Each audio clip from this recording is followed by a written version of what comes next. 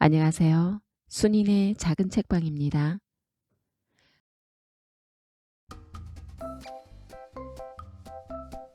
호버비의 외도. 염소 공격 사건 이후 보현이는 지금까지 갇혀있는 신세다. 그런 보현이가 안쓰러운지 호버비가 때때로 위로를 해준다. 손바닥만한 나방을 잡아다 주기도 하고 숨겨놓았던 뼈다귀를 물어다 주기도 한다. 그런 호버비를 보면 두 녀석의 관계에는 이상이 없는 것 같다.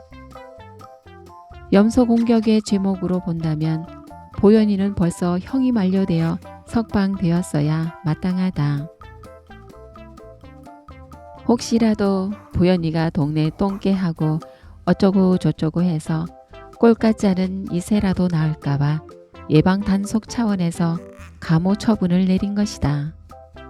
비록 보현이가 연상이긴 하지만 호버비와 짝을 맺어서 둘 사이에 이세가 태어나기를 바라고 있기 때문이다. 어제 장맛비로 파헤쳐진 길을 복구하고 있는데 낯선 암캐 한 마리가 나타났다. 그 암캐를 보자마자 말을 타고 달리는 석양의 무법자처럼 달려간 녀석이 있었으니 그 이름이 바로 호버비다. 아무리 불러도 뒤도 안 돌아보며 두 녀석은 다정한 연인처럼 숲속으로 사라져버렸다. 그 뒷일은 CCTV를 틀어보기 전에는 나도 모른다. 호버비가 다시 나타난 것은 2시간쯤 지나서였다. 혀를 신발 안창처럼 빼물고 헉헉거리며 나타난 녀석은 뻔뻔스럽게도 아무 일 없었던 것처럼 보현이에게 다가가서 알랑방귀를 끼어댔다. 녀석이 이 증인을 완전히 바보 쪼다로 아는 거다. 순진한 보현이는 그저 좋다고 같이 맞장구를 쳐댔다. 이 문제는 내가 그냥 넘어갈 수가 없다. 이번 기회에 따끔한 맛을 보여주지 않으면 그 행각에 종지부를 찍기 어렵다. 할 수 없이 보현이에게도 모든 사실을 설명하고 호버비를 간통으로 고발하라고 타일렀다. 그동안의 묵은정 때문인지 한참을 망설이던 보현이가 결국 그렇게 하겠다고 꼬리를 끄덕였다. 호버비는 증거인멸과 도주의 우려가 있어 그 자리에서 구속 수감되었다. 누가 와서 사식을 넣어주기 전에는 물 한 모금도 주지 않으리라. 녀석은 고생을 해봐야 보현이의 소중함을 알지.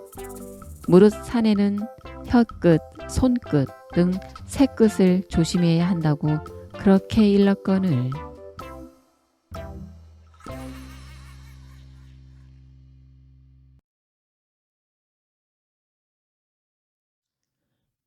나원 참 기가 막혀서.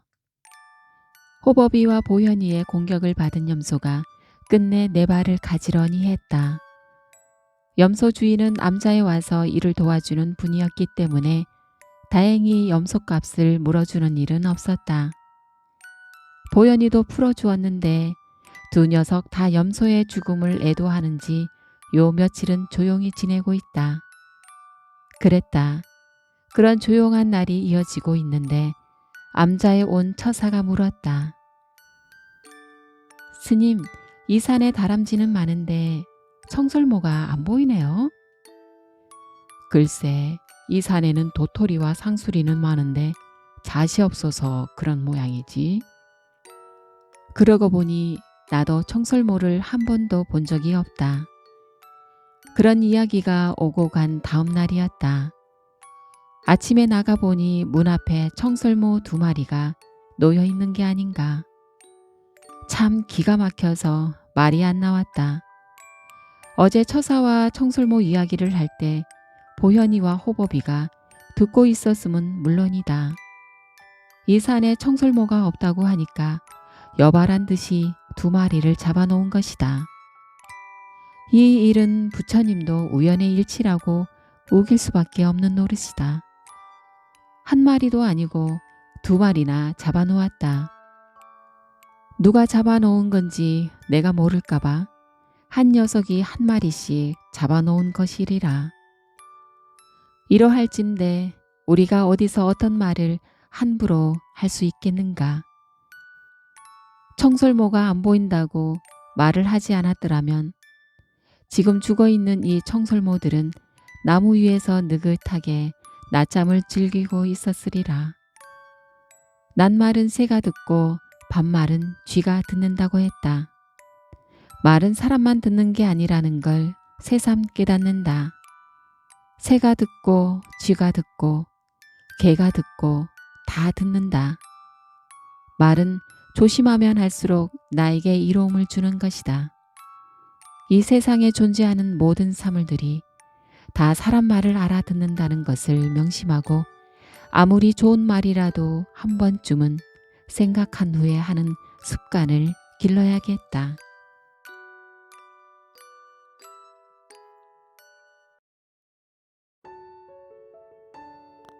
개의 사돈. 보현이가 드디어 마법에 걸렸다.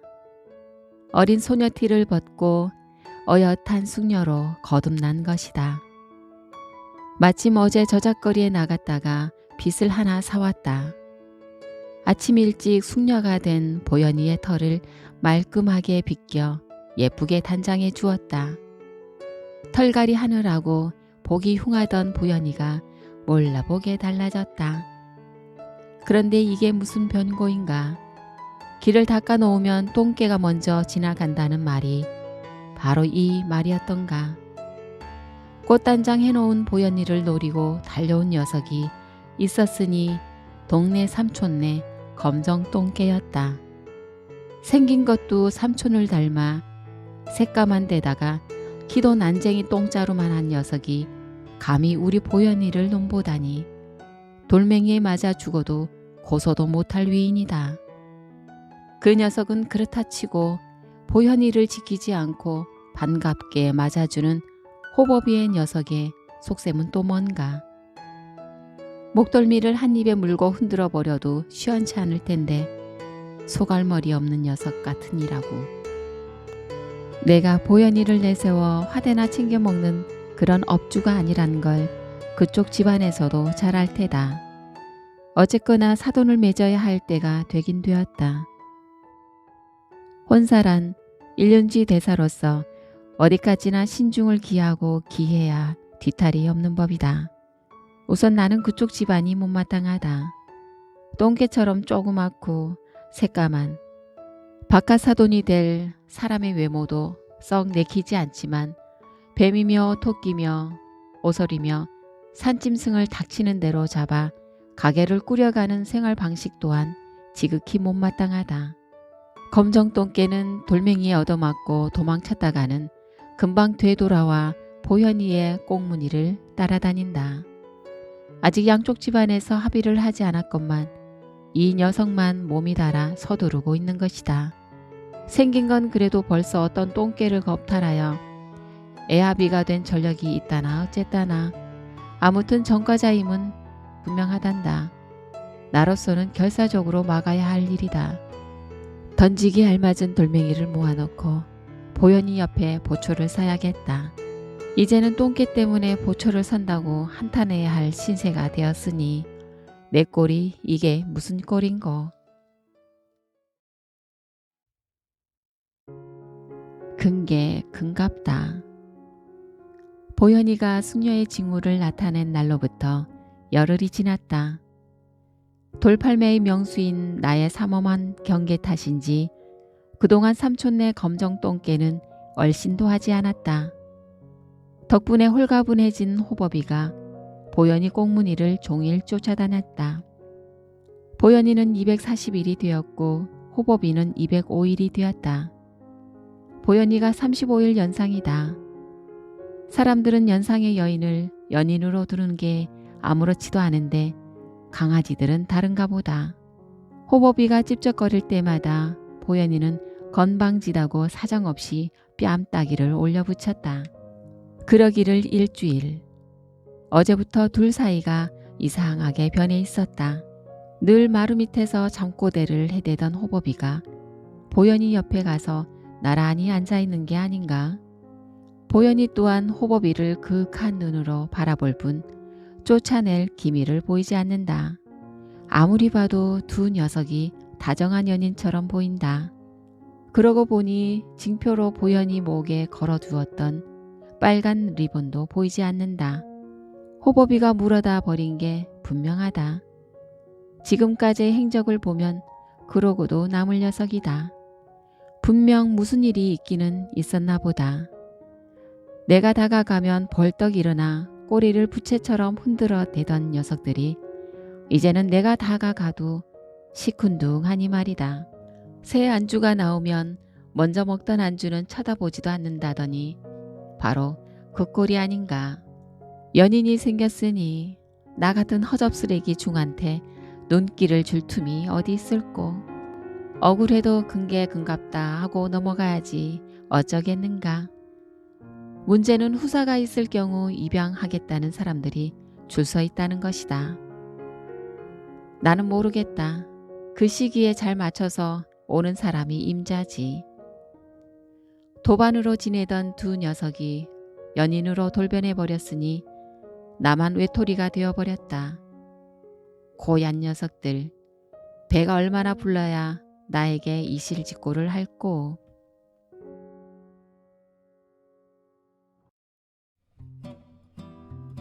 호법이는 무죄. 보현이와 이러쿵저러쿵해서 이세를 보자는 심산으로 호법이를 잠깐 풀어주었다.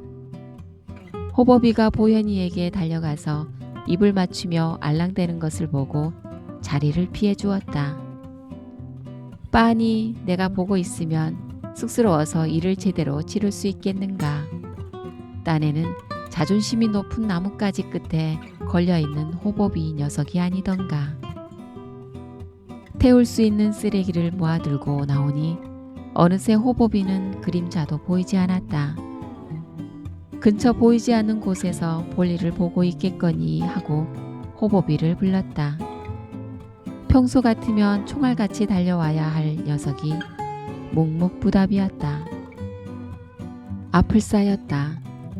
암자 옆 골짜기에 할아버지 한 분이 염소와 닭을 풀어놓고 키우고 있는데 그곳으로 간 게 분명했다. 할아버지는 아침에 들어왔다가 저녁이면 집으로 돌아간다. 아직은 할아버지가 안 계실 시간이다. 이거 보통 일이 아니었다. 자그마치 닭이 46마리나 된다. 목줄을 챙겨 들고 불이 나게 움막을 향해 달려갔다. 마침 그때 할아버지가 움막으로 가고 있었다. 조마조마한 마음을 움켜쥐고 움막에 도착하니 호법이가 달려와서 내 앞에 무릎을 착 꿇는다.